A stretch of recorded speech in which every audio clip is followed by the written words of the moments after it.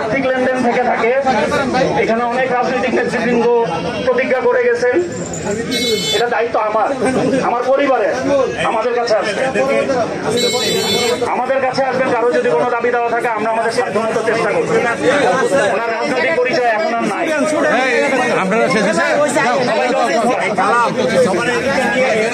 এরপরে আপনাদের সামনে মানান কাকার বিষয়ে একটু স্মৃতিচারণ করবেন। গণসংহতি আন্দোলনের প্রধান সমন্বয়কারী জুনায়েদ শাকিল।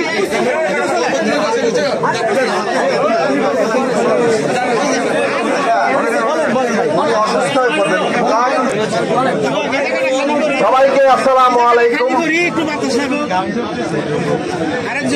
বিপি আব্দুল মান্নান সাহেব, আমি যখন পাঞ্ছারামপুরে প্রথম যে রাজনৈতিক নেতৃবৃন্দের সাথে পরিচিত হয়েছি, তিনি হচ্ছেন বিপি আব্দুল মান্নান সাহেব। পরবর্তীকালে জেনেছি তিনি আমার আত্মীয় বটে। যখন তিনি অসুস্থ হয়েছেন তার বাড়িতে গিয়েছি, হাসপাতালে দেখা হয়েছে। যতক্ষণ উনি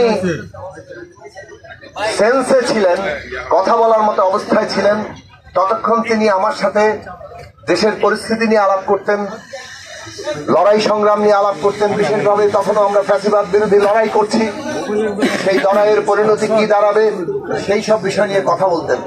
সকল মানুষকে তিনি আপন করে নিতে পারতেন, এটা তার সবচেয়ে বড় গুণ।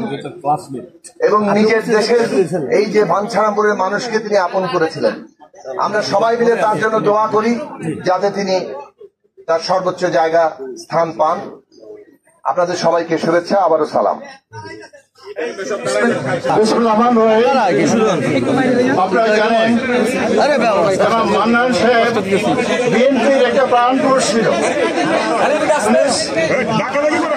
সংগ্রামের মুক্ত সংগ্রামের পর থেকে বিএনপির হাল ধরে দীর্ঘ বিএনপির সাথে উৎপত্তিভাবে আজকে 3 বছর যাবত আমার সাথেই কাজ করে 5 বছর যাবত।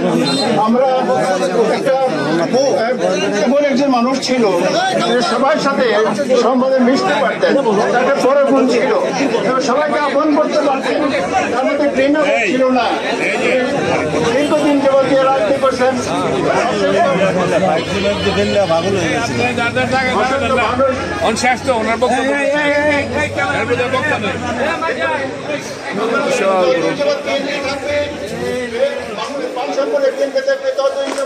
আমরা তার নাম ভক্ত করে স্মরণ করবো।